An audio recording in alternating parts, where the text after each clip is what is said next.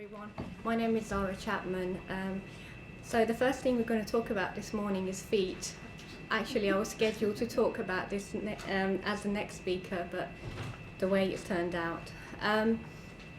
So I'm going to talk about the importance of feet and also how to look after your feet safely, common foot problems, footwear, emergency problems, and also if something happens, what to do and where to go.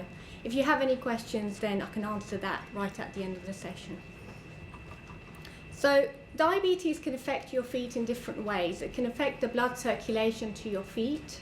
It can damage the nerve endings in your hands and feet, and also it puts you more at risk of developing infections. The good news is that not everyone with diabetes does have bad feet, but the importance is that you need to get your feet checked once a year by a healthcare profession to make sure they are kept well. And if there are any complications, then they will be aware and refer to the appropriate people. So a normal feet is a foot that has a good blood supply, no nerve damage, so you can feel your feet well, no swelling, no deformities, and no callus, which is hard skin. Common foot problems are corns and callus, athlete's foot, not just for athletes, it's very common in the elderly population, dry cracked heels, both in the summer and in the winter, ingrown toenails, thick toenails, verrucas, bruised toenails, bunions, and hammered toes, so changes within the shape of the toes. So corns and callus. Callus is a build-up of hard skin underneath your foot. So wherever you put pressure, your body lays down hard skin to protect that area. But that hard skin needs to be managed because over time that can build up and break down into an ulcer. Athlete's foot is actually a fungal skin infection that can be treated by an antifungal cream from the GP. It's very important to treat it because it's very contagious and it can spread. It can also affect the toenail. It can also affect in between the toes, and it's very important not to apply any cream in between your toes because this is what can happen. Just to say, the fungus can also spread to the nails and result in thickened toenails. But thickened toenails can be caused due to trauma. So if you drop something heavy on your toe, especially the matrix, which is the base of the toenail, then the nail would be permanently damaged and it would continue to grow thick every time. So it's very important to keep that filed and under control because sometimes the skin underneath the thickened toenail can break down. Ingrowing toenails, very common, but we do actually have a cure for them. We can remove the size that grow into the corner and cause problems, pain, infection, or we can treat them conservatively based on your medical history. Bruised nails. So if you do drop something very heavy and you bruise your toenail, it's very important to go and see your podiatrist or the GP because the nails are there to protect your toenails. The nails are there to protect your toes, but sometimes the skin underneath the nail can become damaged and can break down. Verrucas are very common in children and also the elderly population. They tend to be harmless. We only treat them when you get verrucas underneath the foot or if they are painful. We treat them by chemical or freezing them with liquid nitrogen. Cracked heels. So your feet can become very dry during the winter, and it's very important to moisturize them because if the skin does break down, then infection can get in and that infection can spread and become very serious. So I'm just going to go through very useful information, take-home message to prevent you from getting any ulcers, any infections, and also serious problems that can occur like amputation. So very important to check your feet daily, especially in between and underneath your feet. If you find it difficult to reach down to your feet, use a mirror or ask a partner, neighbour, friend, anyone to have a look at your feet, because if you don't look at your feet, then we won't know if there is a problem. So very important to wash and dry in between your feet. As I said, if there's moisture in between the toes, then you can get athlete's foot, soft corns, and the skin can also break down. So the general rule is to cut your nails straight across. If you have any sharp edges, to file them. Don't try to cut the sides too low, because bad nail cutting can cause ingrowing toenail. Moisturising your feet daily. The cream we normally recommend is a consistency of a clotted cream, so quite thick, because your sole is very thick and you need a cream to penetrate through all the thick layers. A cream which has urea in it, that's what we normally recommend. And also, just to mention, not to put any cream in between the toenail, in between the toes. If there are any problems, if there's any cuts or blisters, put some Savlon on, and also a sterile dressing. I need to mention this. Corn plasters are very harmful. They've actually got a chemical to treat the corn, but that chemical actually can burn healthy skin, and you can end up with an ulcer. I'm going to talk about shoes. At this point, everyone looks at their shoes or looks at other people's shoes. I made sure that I'm going to wear the right shoes today as well. So it's very important to look for shoes that are the same shape as your feet. So you look at the shape of your foot and look at the shape of the shoe. They have to be very similar, because the shoe has to accommodate the foot.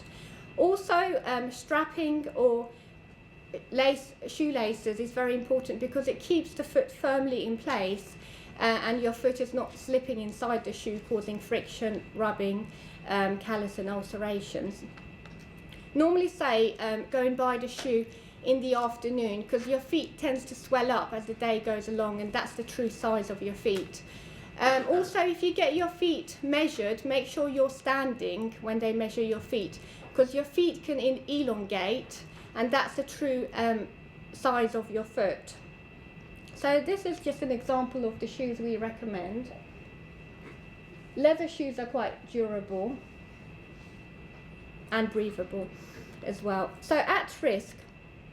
So when you go for your annual foot check, whether it's at the podiatrist or if it's at the surgery, they look at different things. They look at the circulation. So they look at the artery that supplies the blood to your feet to make sure the supply is good. Also, they check the feeling in your feet, and also if there are any deformities. So these things can put your feet at risk. Reduced blood supply. This can happen due to smoking or also having a very bad diet, a lot of fat in the diet. So the arteries supply blood to the feet, and the veins take the blood away. Sometimes there can be narrowing of the artery, so the arteries can get clogged up with fat, or it can also occur in the veins, or both, and there is not enough blood getting to the feet. So if you do get an ulcer or an infection, everything will take much longer to heal. Loss of sensation. This can happen if your blood sugar levels have been left high for a long period of time. So what happens, the nerve endings in your toes, they become damaged and you lose the feeling in your feet.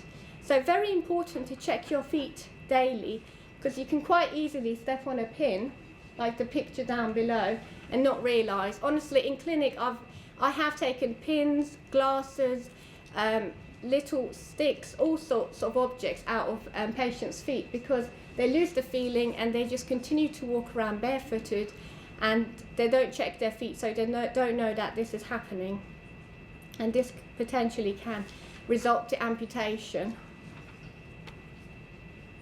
So complications of nerve damage, which is known as neuropathy. One is ulceration. As I said, you lose the feeling, you step on something sharp, the skin breaks down, and that can become infected. Neuropathic pain is pain in the toes, so you can get tingling or numbness. Normally occurs at night time, but the pain can be managed by medication from the GP. There is another condition which is called Charcot foot. A lot of people are not aware of Charcot foot. Sorry, someone at the back. Oh right, okay, thank you. I thought what you were making a sign. I wasn't sure what that was. Right.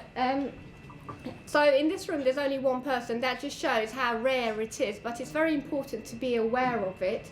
It happens to people that have nerve damage. So they've got diabetes. They've lost the feeling in their feet. They damage their foot. The joint is damaged. Then you get swelling, redness, heat, and they continue to walk on it. So the joint becomes further damaged.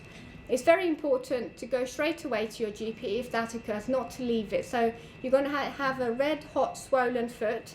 It may be an infection or it might be Charcot foot, but best to get it checked, because if it is a Charcot foot, then we'll put you in a cast and prevent any further damage from occurring. So alarm bell should be going. Infected wounds. So the skin can open up quite easily if you've lost the feeling, or if you're walking around barefooted and there's glasses, pins around the house. And the ulcer can become infected, so you can get microorganism going in there and infecting the foot. Unfortunately, in diabetes, the infection can spread very quickly, and it can go to the bone, and you can have an amputation. This is what we are really trying to avoid. This is very important as well. It might not be to you, but you can see the second toe is rubbed. It could be the shoe or the socks. But this is important because, as you can see, the skin is very thin and it's breaking down. The toes are very important because there aren't that much flesh underneath. So if that toe gets infected, the infection can get to the bone quite easily, and that can spread. So anything like that, go to the GP, or if you're under a podiatrist, we actually provide an emergency clinic, so you can walk into an emergency clinic depending on the setup you have. So recognising the potential problems: heavy build-up of hard skin, because that can break down, any breakdown in the skin, because that can get infected. Rubbing from the shoes, or any redness, soreness, anything like that can put you at a very high risk. So it needs to be recognised. So as I said, spreading of the infection. Time is very important. Things can happen overnight, so it's very important to go and get that seen as soon as you see it. So where to go? So if you wake up, there's a change to your foot. As you know your feet, you've been living for it all your life. So if anything changes, the shape of it, if it's hot, red, swollen, then don't leave it. Please go and see someone. If you're under the podiatrist, then make an emergency appointment or the emergency walk-in clinic. If not, go to your GP. And if it's over the weekend, go to A&E. So preventing these by wearing good shoes. So a lot of the problems that I see in clinic are caused because of bad footwear. So the shoe is too tight, it's rubbing and causing lots of blisters, cuts, ulcerations. Looking after your feet, checking them every day and making sure everything is okay. Monitoring them, especially in between the toes. They get missed quite easily. We also provide insoles where we take away the pressure, so preventing ulcerations from occurring and also calluses building up by issuing an insole inside the shoe. And the main thing is to keep your blood sugar under control. If you control your blood sugar, your cholesterol and your blood pressure, then you won't get any complications, because all the complications are related to the three. And also, if you are smoking, please stop smoking. This is some useful information. Diabetes UK has a lot of leaflets about looking after your feet, also available in different languages as well. And there's the Society for Chiropodists and Podiatrists at the top. And that's it. Any questions?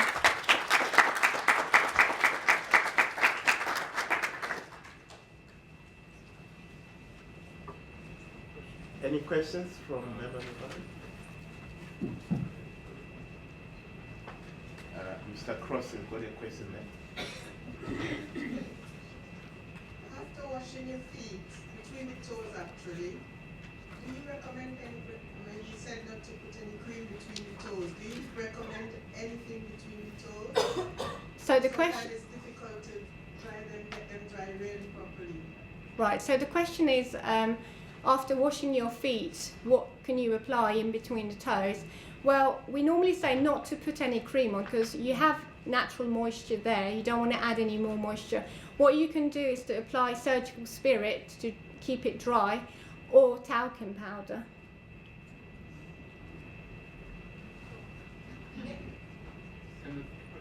Yeah, Mr. Cross.